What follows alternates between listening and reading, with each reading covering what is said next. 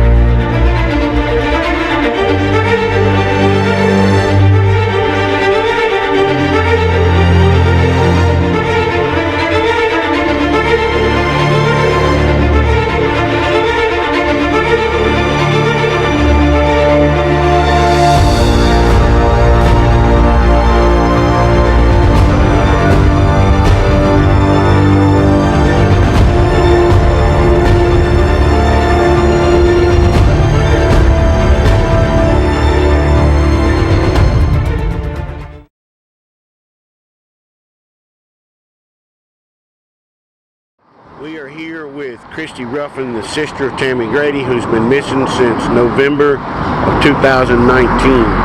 She was last seen at the Heart of Wilson Hotel, getting in a cab and driving away.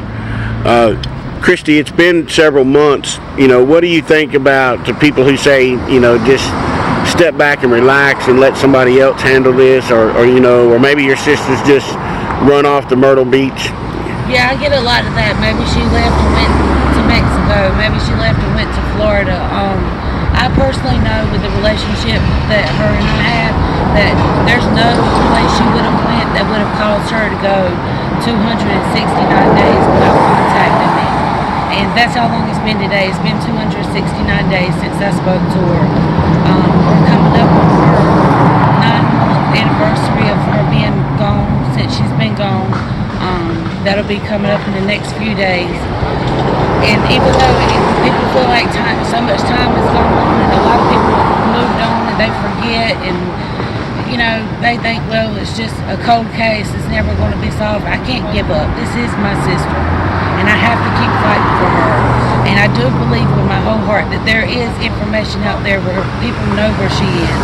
And they tell me how I can bring her home and how I can lay her to rest in the way that she deserves properly. She doesn't deserve it. My family doesn't deserve it. And I just pray and ask people, please just help me find her. Let me bring her home. That's all. Just let me bring her home, okay? Well, welcome to the K-Files. Came on a little different today. That was interesting. Yeah, that was good. That was her sister? That was Christy Ruffin talking about Tammy Grady, who's been missing since Thanksgiving from downtown Wilson. Wow. Right there at the spot that she was last seen alive. So wow. I talk to Christy quite often. She's not going to give up on her sister. And, law enforcement's investigating that, the Wilson PD, and hopefully we'll see something come out of that.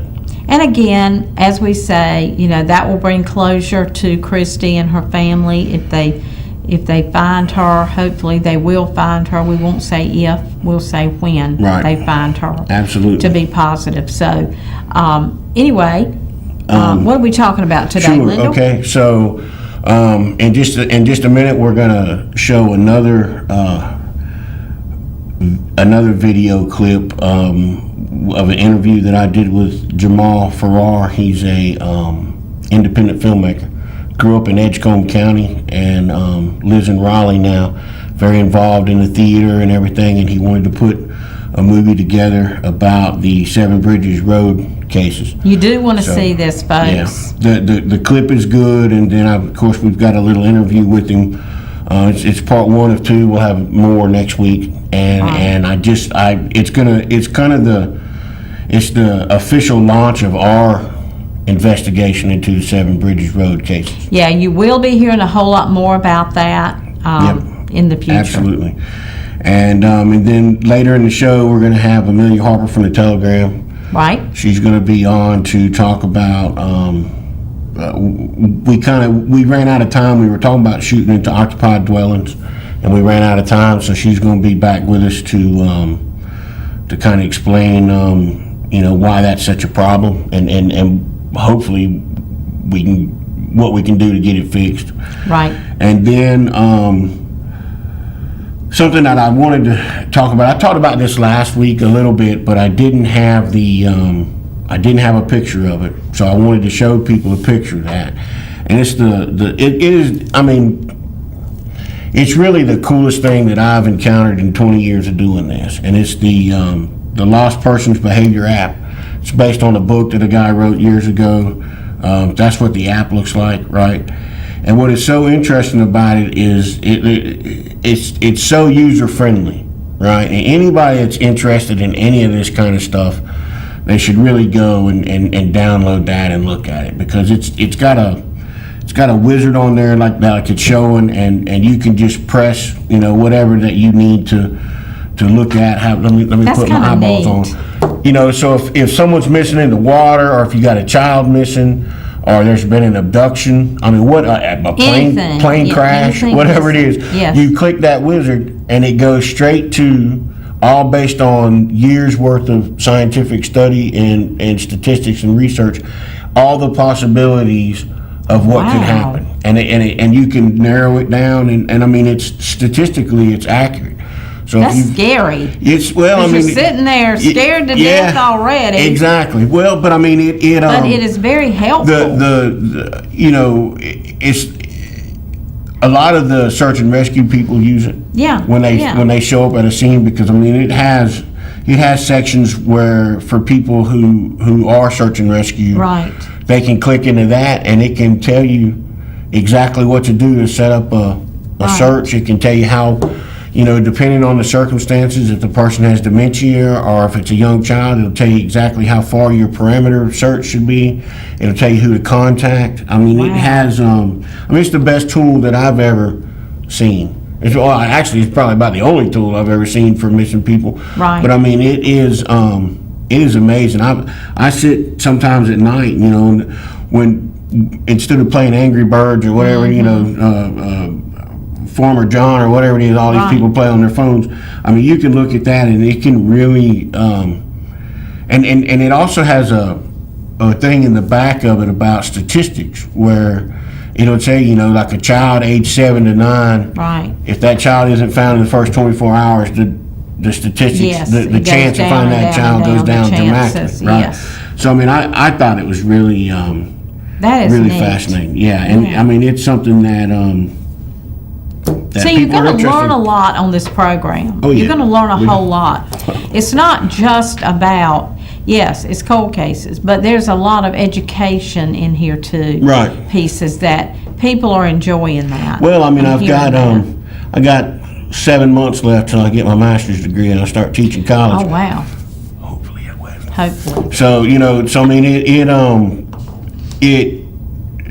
I've learned over the years, what to do. Like we talked about burglaries last week. It's not like I'm this great intellect or anything. It's just I've pretty much seen and done You've been around everything and there is to done, do yes. in criminal reporting. So Right. all right. So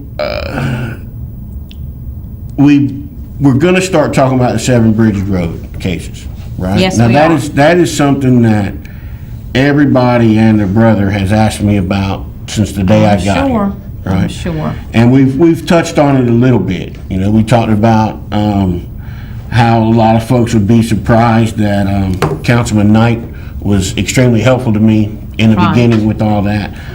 We talked about a couple of the cases that were not involved. That the public Everybody seems to- thought all of the women were involved. right, and It was one killer. and we're going to talk to law enforcement about those cases, and we're going to try to bring those cases that were really quick background again. Antoine Pittman was convicted several years ago of killing Tahara Nichols, right? She was one of the 13 or 14 women that were missing and then turned up dead in that time period. Right. Now, law enforcement has good evidence on other cases, 4 or 5 more maybe, but then that leaves, okay, so what happened to the other 6 Right. or more women? And that's my concern in all of this stuff is, it's not just about the fact that who Antoine Pittman killed, right? It's who he didn't kill, and then who Right. killed those women. Right. And is that person standing in line 6 feet behind you at Food Line? Exactly. So Where that's is he? right, or them. It Or could, them. right. You don't know. Okay, so in the process of doing all this, when I was working at the Telegram, I'm writing these stories. A gentleman from Raleigh contacted me and wanted to know more. He was doing a lot of research on these cases, and so I got to know him. He's a great guy. He's in law enforcement himself. He don't really want me to say more than that, but I mean, Right. he does. He works for law enforcement in the Raleigh area, and he had a lot of interest in this case because he was from Edgecombe County. Sure. I don't want to give away too much of what the interview is going to be about, but Right. but the clip that we're going to show is kind of graphic, so people might want to be ready for that. Okay, and be then ready. It's early morning. Right, and then we'll move right into the interview with him, and then when we come back from that, we're going to have Amelia here, and she's going to Right. enlighten us about a lot of things. Okay. So All right. that Wanna video. show the clip whenever- now? Yep. Okay. I'm ready.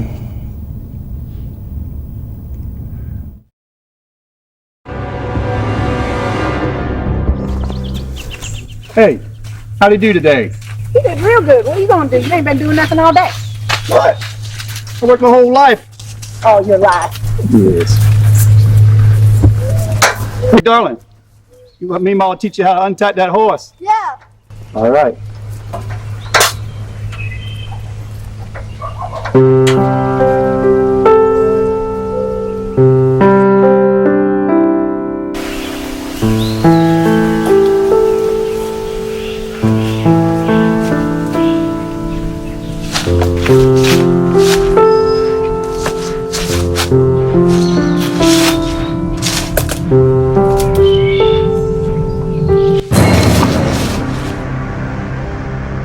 Gail!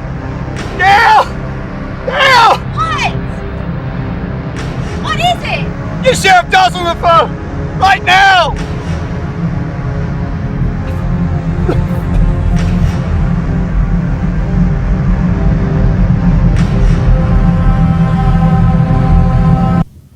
Okay, this is Lindell. This is a special interview segment of the Kay Files. I have Jamal Farrar. Yes, sir. He was born in New York, raised in Edgecombe County. You've been in law enforcement how long? Over 15 years. 15 years. Okay. Yes, sir.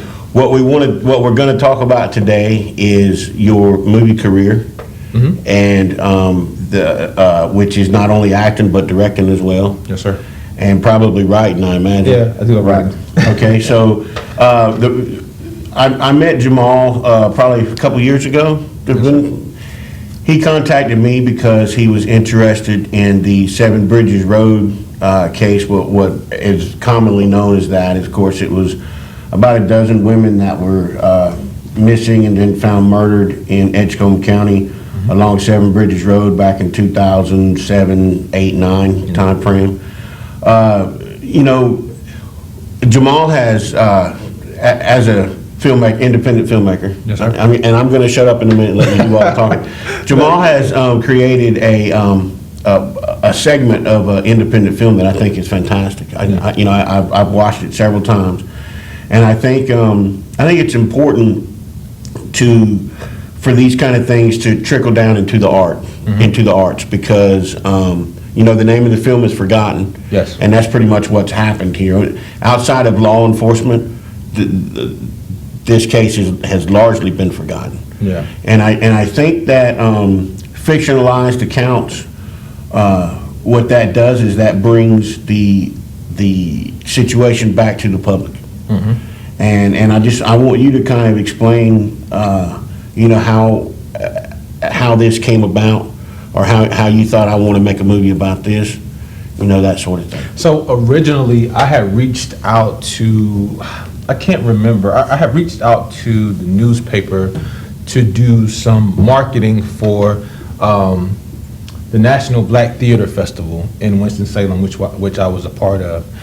And so I was marketing to that, and somehow I got your contact information. Then we started talking about that. Oh, actually, I started talking to the contact person about that, and I was telling him about some more things that I was doing, and then the conversation about the missing girls in Rocky Mountain came up.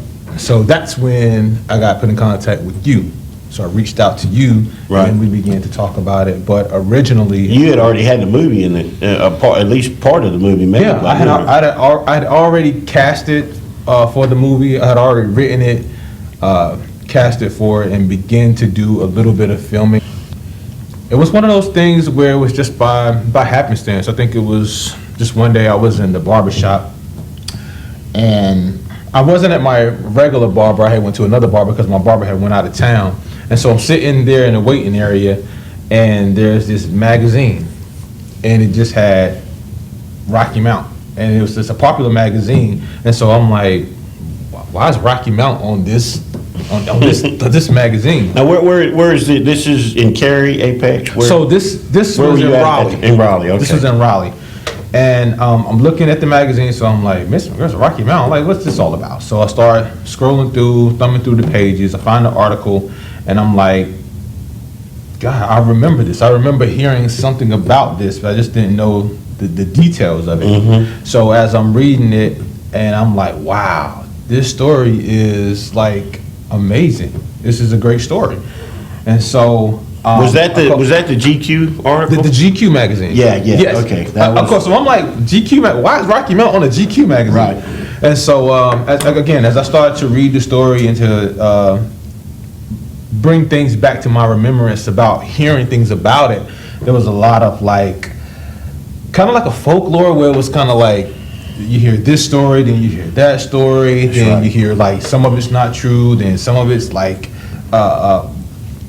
blown out of proportion. And so I went home that night, and it wouldn't leave me. I just kept thinking about it, started thinking about the families of the missing women. I started thinking about just the story in totality. And I said, I need to do a story about this, because this one article isn't enough. And I remember, like I said, I remember just small talk about it, maybe 1 or 2 reports, Right. Nothing major.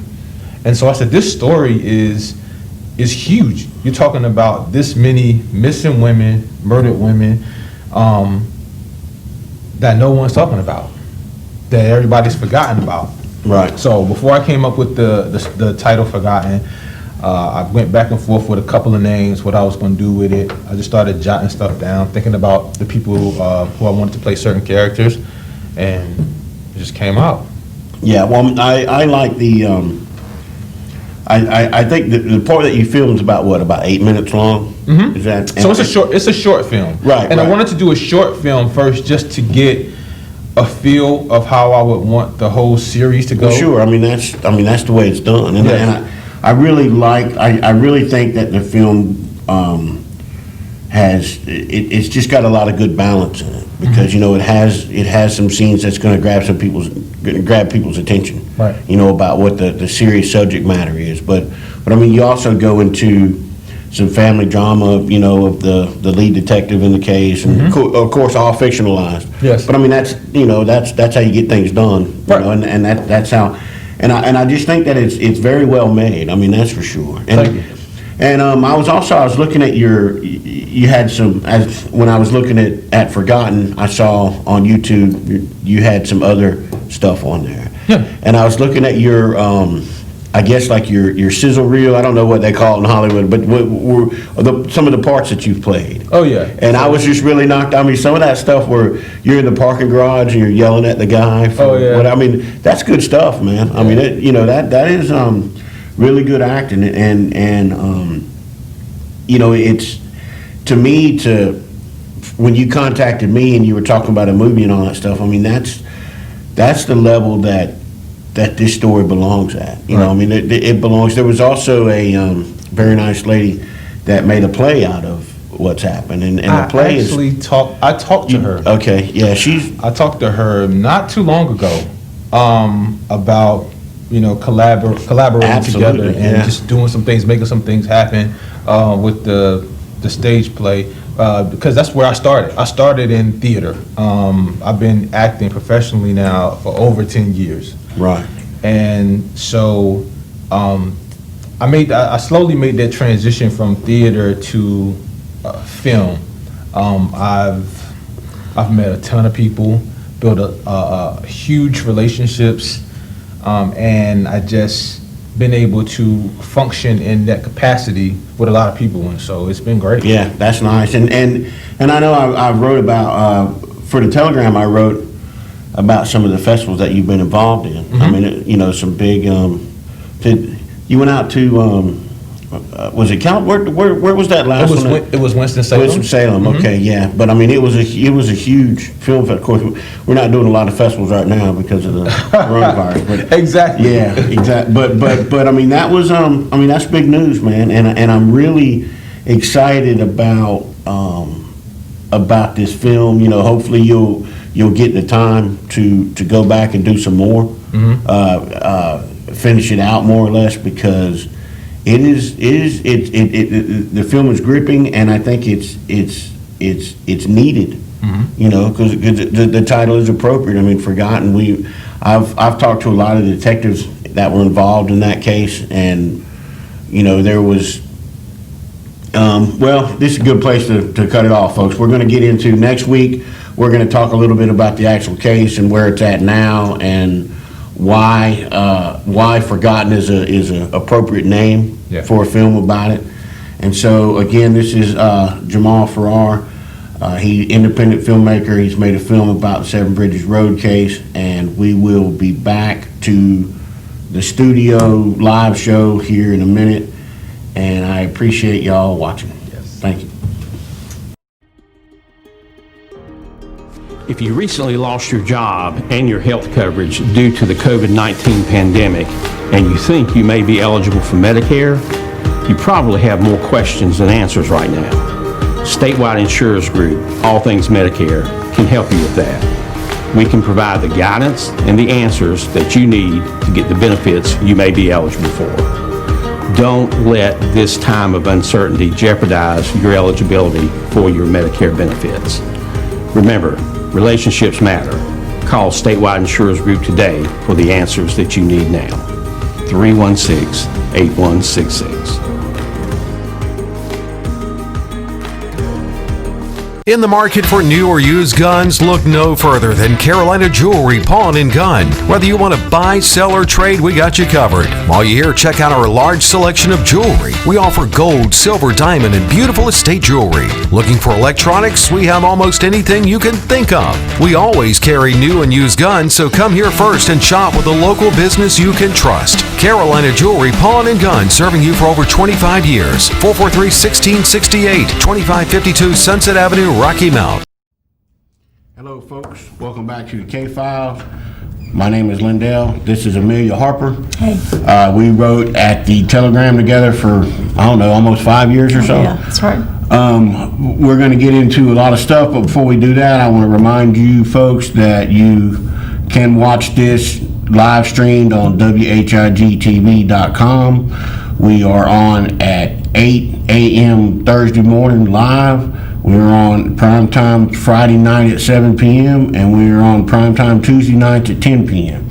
So you can tune in and watch the shows if you missed it, or if you wanted someone else to see it, they can see it. The shows will eventually end up on YouTube and be available for that, but you don't want to wait that long. If you want somebody to see something, have them watch it tomorrow night. Again, so it'll be on your TV channel tomorrow night at 7, or it'll be live streamed on WHIGTV.com. I'm getting the hang of this TV stuff. All right, so before we get into the whole thing, because we got a little bit of time, because we ran out of time last time, so I wanted to make sure that we had enough time this time. We first met 2015 at the Nash County Republican Party convention. Yeah. A strange place for me to be, folks. I was covering that for the newspaper. Then you were working for the National Graphic, where you've been there for a long time. I've been about 20 years working part-time. Right, so you've been in this area. I mean, you've covered this area for a long time. Right. Long time. Got a lot of institutional memory for the area, which is something. A lot of friends and a lot of enemies. Right. I mean, it's something that I think that newspapers often lack, because with reporters coming and going and moving up and moving on, a lot of times you don't have that. So I think it's good for the Telegram that they've got somebody that's been here that long that can remember things, and because it kind of puts it into perspective. So then, of course, I left last year to go to the Enterprise down at Spring Hope and write sometimes for the Wilson Times. You still at the Telegram, but I wanted you back on the show because we left off last time. We had started talking about Daquan Dickens, 18-year-old who, just to refresh everybody's memory, 18-year-old was at a birthday party. Right. Correct me if I'm wrong. He's at a birthday party. He was at a birthday party. About 18 people there. Youngest was about 4 months old. Someone shoots into the house. Right. Hits Daquan. They called him Nude, I guess, named after his uncle, who was also an unsolved murder and a sad case in his own right. So the thing that sticks out in my mind, and probably most people's mind, is that tell them about the bullet. Well, the bullet went through his name tag. He worked at Burger King, and I just thought that was so sad because he had just come off a shift at Burger King when he went to the party, still has his name tag on, and that's where he was shot. And also another young lady at that party was shot. She survived, but there were 2 victims there at that party. Right. In that family of 18.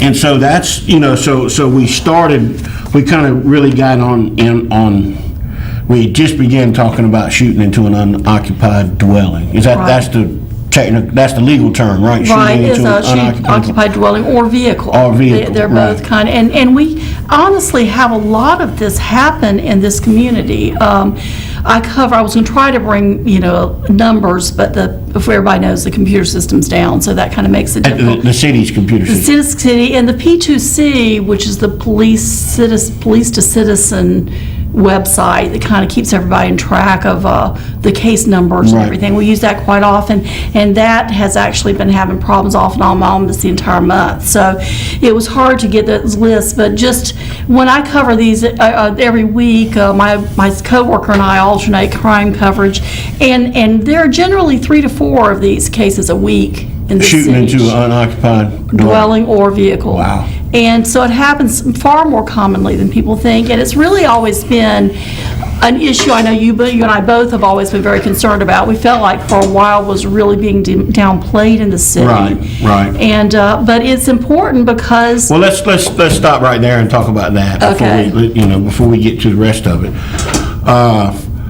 We wrote a series of stories in summer of 2017. Right. Mostly focused on the former police chief, right, James Moore. who was a great guy. I mean, personally, I mean, I really liked him personally, but as a police chief, there was some problems there. Absolutely. And, we addressed some of those problems in some stories that we wrote, and I think one of the biggest problems does involve shooting into an occupied dwelling, and we had a interview with James Moore, me and you and him and a phalanx of, yeah, exactly, a whole crowd of folks. And I remember when that interview, because we always talked about how you record interviews and I don't, and because I'm lazy, I guess.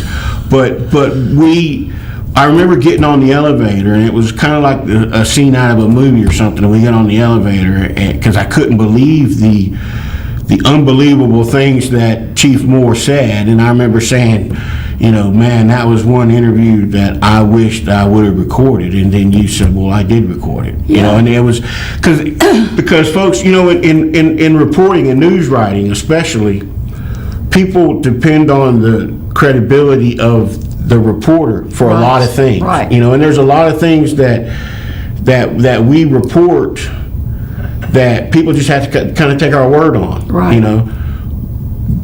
But in that case, the things that Chief Moore said, I didn't think anybody would believe that he said it. And it would have been easy for them to be denied. Right. If we didn't have.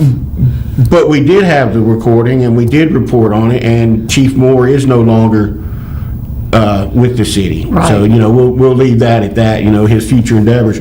But it just, the thing that, and it was all part of downplaying criminal statistics. Yeah. And the rank and file of the police department had enough of that. Exactly. I had been contacted by numerous people in law enforcement and in the Rocky Mount Police Department. Right, and I had been contacted by people, and even in people, I went on a ride-along with the EMS, and they were telling me about it. That's the reason we investigated this, because we've been hearing from so many sources that people were saying, do you realize that our police chief defines shooting into occupied dwelling only if the bullet lands in the room where the person is. Right. And legally, under North Carolina law, it's supposed to be if it's in a building, even on the front porch. Because it's so, and the whole reason of that is that if you shooting into an occupied dwelling is such a deadly thing. Well, it's considered an aggravated assault. It's an aggravated assault under FBI code. Right. So by downplaying it to property damage, you're getting out of reporting. It makes the city look better. Right. So it was, but I mean it was,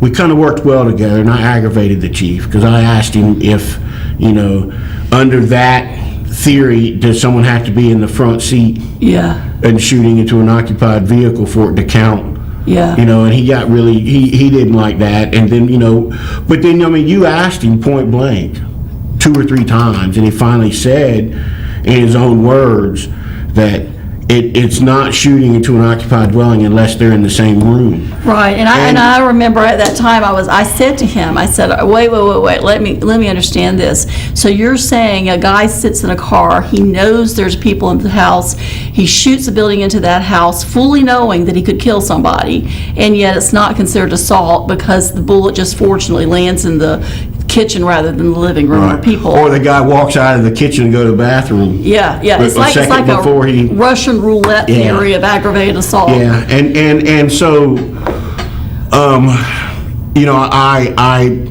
I believe it's being done. The reporting is much more accurate now. I think so. Chief Robinson is doing a great job. I've told the story before. That I was at his party where he became chief, and he came straight to me and said, "Okay, we're going to solve some of these old cases." Right. Which I don't think Chief Moore had an interest in. Yeah. And we've also seen a lot more cooperation with the other law enforcement agencies in the area, as far as drug interdiction and all that stuff. So, yeah. So I mean, it's what we're talking about was a few years ago. Right. Under a different administration. And as far as the reporting. you say the rank and file of most of the police officers that we knew, they couldn't come out and say publicly that we don't approve of the way this is being done, but we did hear that privately. Right. Absolutely. And since that has happened, we've actually had a lot of them come to us and say, we're so glad that got straightened out. Yeah. So having addressed that and taken care of that, the reporting is more accurate, but we still have a problem with people Absolutely. shooting into unoccupied. And how it's relative, folks, how it's relative to this show is, I'm leaning off the screen here. How it's relative to this show is that a lot of the unsolved murders that we have in Rocky Mount are situations where it's shooting into an occupied dwelling. Yeah, that's exactly what happened in this case with Newt Dickens. Right. So someone shoots into the building. How many people you say were there? There were 18, including a four-month-old baby. Wow. So that's 18 potential murders. Yeah. In fact, his aunt, the woman who spoke to me, said at the time, she said, I felt like he took one for the team. She said there was enough, and she said, according to her, there were 18 bullets fired into that home. She said there was a bullet fired for every person in that home. Now, I'm sure that was coincidental because there's no way someone outside would know exactly how many people, but she said there were enough bullets there. There could have been 18 funerals. They could have killed everybody in that house. Wow. So that is I think that's why the FBI treats this as, there's 7 aggravated assault, 7 things that are bad. Right. Rape, murder, all that stuff. And this is one of them. Right. And so, I think it is a serious thing that when you aim a gun at a building and you shoot into it, to me, it's attempted murder.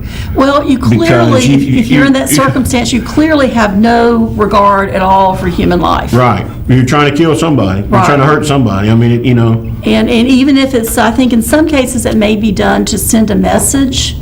A lot of these cases. What a murderous message to send. It really is, and to me, it's an act of terrorism. It's it's not under the FBI called terrorism, but it is under the dictionary definition. Yeah, you're right. It is intimidation. Right. And it's also I think you said this earlier in the show. It's such a disregard for people because it's not. You may only intend to intimidate someone. Right. But once you fire that bullet into the building, you don't know what's going to happen. Well, and clearly it's intended. If you don't kill somebody, at least you'll give them the message, I can get to you whenever you want. Right. Whenever I want to. Because people feel safe in their homes. They think that they're protected by the 4 walls. And in a situation like this, the message clearly is that doesn't matter. The walls mean nothing. And it's kind of some of these people from the conversation with the police department, they won't discuss motives, and I understand that because often it's very early investigation when we're talking to them, and a lot of these things come out more in court trials. But a lot of times there is somebody involved, either a person in that home or a relative of a person in that home who has some kind of contact or connection with criminal element. That does sometimes happen, and that makes it really hard for the police to solve the cases because people don't want to talk about that. They clam up. I just thought about a case that it escaped my mind till just now. Right. So I'll put it on the Facebook page. There's a good plug for the Facebook page. But there was a guy down in Jacksonville. His name was Possum Jenkins, and he was at a little gin joint dancing on. I think it was his 49th birthday. I could be wrong but it was his birthday, and he was dancing on the dance floor. And somebody comes by and just takes a pot shot at the place. Right. And goes right through the wall, right into him on the dance floor, kills him instantly, drops dead. Wow. That case, I'm pretty sure, unless something has changed in the last couple of years, that case is still unsolved. And that was many years ago. So I'm saying that this whole shooting into an occupied dwelling, it is I mean it's a serious thing. Well, and we're talking about unsolved murders, right, that are a result of it. and I think that's the reason they're often unsolved, is because people don't want to talk about these situations. They don't know. Clearly, whoever's doing this is unstable in some way, or they're motivated for reasons that they're afraid of. It is a terrorist act, so they're intimidated. Right, they're criminals. And so they are, they're afraid, hey, if I speak out, if I identify a person, if I say I think I know who it is, then I may become a target myself. Right. So that, and I don't want to come across with the idea that everybody who's a victim of this is connected criminally, because they're not. Unfortunately, there are a lot of cases where there are accidental, they target the wrong person, or they target, an innocent person that has no idea that there's some kind of connection. Or they're just shooting up the place. They may be doing it for kicks. Right. Yeah. So, okay, so the thing about like with Newt, the Newt the second here that got killed at the birthday party.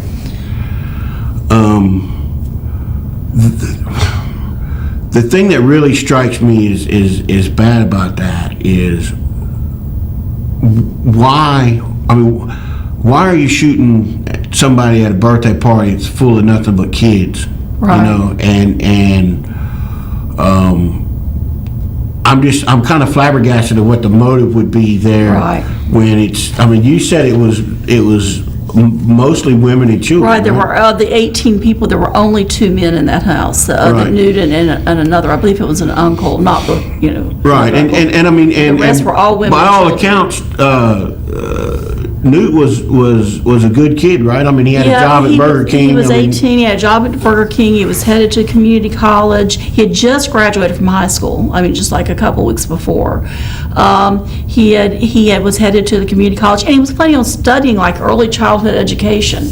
This guy, that usually, somebody who wants to go in that field is usually someone who is pretty patient and pretty kind and a gentle kind of person. Right. So that was one of the things that really struck me about it was... Lee, do we got a picture of Newt you can show the folks? Yeah. A kid, really. Yeah, he really was. And and this happens, and and it's been that was on. Well, that was in 2019, so it's been just over a year ago. Yeah, so it's a year, and the sad thing is that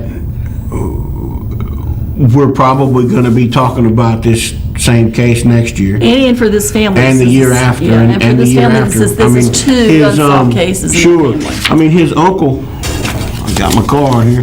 His uncle was killed in 2006. Outside of a convenience store. Yeah. Somebody tried to rob him and they shot him. And it's one thing to lose a relative and to understand the reasons why, even if you don't, that's hard enough. But to me, to go for decades and years and not know why.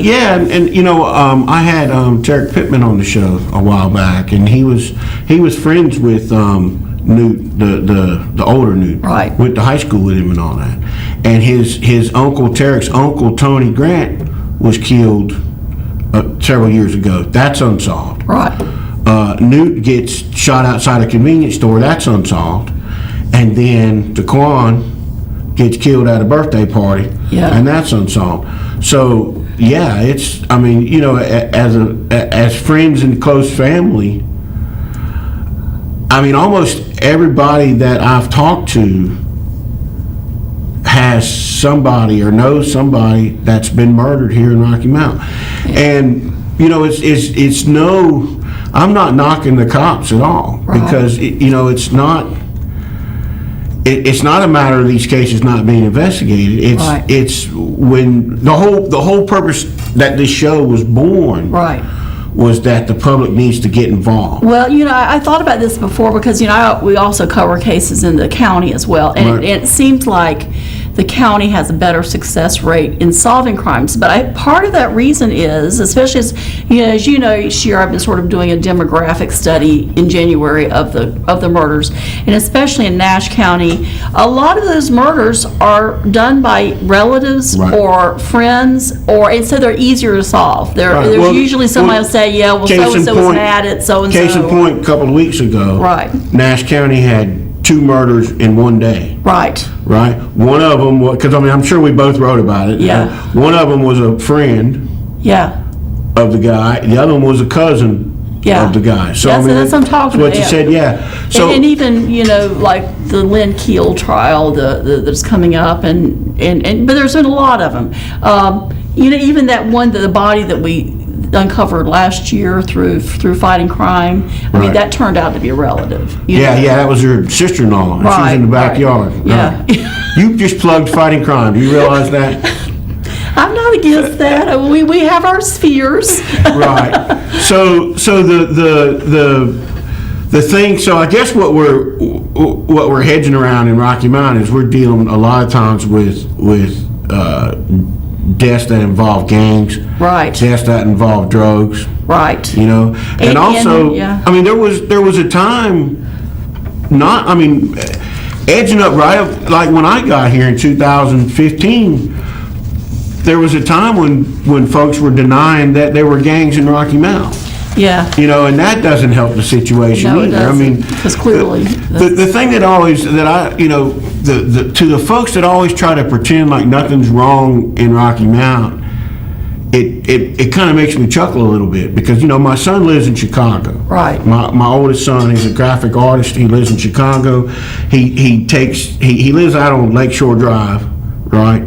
He gets on the train, goes downtown Chicago, works every day, comes home. Chicago has the highest murder rate in the country year after year. I mean, hundreds of people dying in Chicago. But he had his wedding last year, and I got Michelle on a plane for the first time in her life, and we flew to Chicago. The day after the wedding and all that, we went to downtown Chicago and had a great time. Went to Lincoln Park, the Lincoln Park Zoo and all that stuff. Yeah. So, but wait a minute, Chicago has the highest murder rate in the world, but that's where we chose to spend our summer vacation. Right. So the idea that you have to pretend, that we have to live in this era of make-believe that there's no violence in Rocky Mountain, that 5 years or so under Chief Moore that they tried to perpetrate that, I just don't understand it, because Rocky Mountain's a great place. Right. There's a lot going on downtown that used to not be. Moe's is down there, best restaurant. I mean, Michelle's very hard to please when it comes to food. Right. She wants to go to Moe's all the time. Great restaurant. They got a lot of stuff going on down there. It's just, it was ridiculous to try to pretend like there wasn't crime. Well, in Rocky Mount, honestly, a lot of this tends to happen in certain parts of the city, so certain parts are more dangerous. And honestly, I mean, as a woman, especially as a white woman, I feel really safe in this town. That does not happen very often. Unfortunately, as I've done these demographic studies, a lot of them are African American males who are the victims of these crimes. Right. And it's often, we addressed that. We addressed that as well in a series of stories about how, this might have to be part 3. Yeah. Really, because I hadn't thought about that, but we did a series of stories that showed that the victims of these crimes are black males. I think when we did do Orlando Flowers' case a few years back, we did a whole story that showed that of the 19 murders in Rocky Mountain that year, or how many ever it was, every victim was a black male. Right. So there's that needs to be fixed. Yeah. So there's the idea of, I remember asking, we had Councilman Knight in the interview room one day, and he's the best interview. He really is. Of my entire career, folks. 20 years doing this, nobody gives a better interview than Andre Knight. And we were talking. He was talking about black males being prosecuted. He was calling it persecuted. Yeah. Being prosecuted. And, and I'd like to think I kind of stumped him. I don't know. But, I mean, I asked him, well, for every one of these cases, the victim is a black male. Right. With a family. Yeah. And the whole, the whole 9 yards. So, I mean, it is a problem. Well, yeah, I remember in that interview, because I remember asking him, you and I were both in that interview, but I remember asking him, if you're so concerned about protecting your constituents and the black members of this community, why aren't you concerned that almost every victim is a black male? Yeah. He was more concerned about, he didn't want to, letting people know that many of these are perpetrated by black males, and he doesn't want that put out. Well, that's not the point. I'm not concerned about that. I'm concerned about the victims. We got 1 minute. I can't believe we burned through this 30 minutes without without all these cases. I know we burned through this without a commercial break. We burned through this 30 minutes. But I think what the councilman, he's compartmentalized in focusing on the image of the suspect, and I understand that. But I mean, the victim counts too. It does. And so hopefully, and we're not implying that he don't care about the victims. I mean, honestly, I mean, he But what I'm saying is that we have to really dig deep into Rocky Mount and realize that this is affecting people on an everyday scale. You go to a birthday party and you get shot through the heart. Well, I think as a good ending note, Newt's, we got 30 seconds, so take it away. Newt's mother told me, and this is what happens. She made this plea. This is not my plea, but she said people need to speak up because violence has taken over the city. We're sitting there minding our own business, and they came and they shot at us. If that could happen to us, it can happen to anyone. People need to stop letting the gangbangers take over the city. And that's really what it's going to take, is people getting together and saying, this is my city, this is my community, we need to speak up. And that's exactly what General Gordon Bray, the chairman of the board of this whole operation, says all the time, that the rule of law is up to the people, right, not the law enforcement. Yeah. So folks, that's a great way to end it. This is Lindell. My guest was Amelia Harper from the Telegram. This is the K-Files. We will be back next week. You can watch it 7 p.m. tomorrow, 10 p.m. Tuesday, streaming live on WHIGTV.com, and we see you next week. Thank you.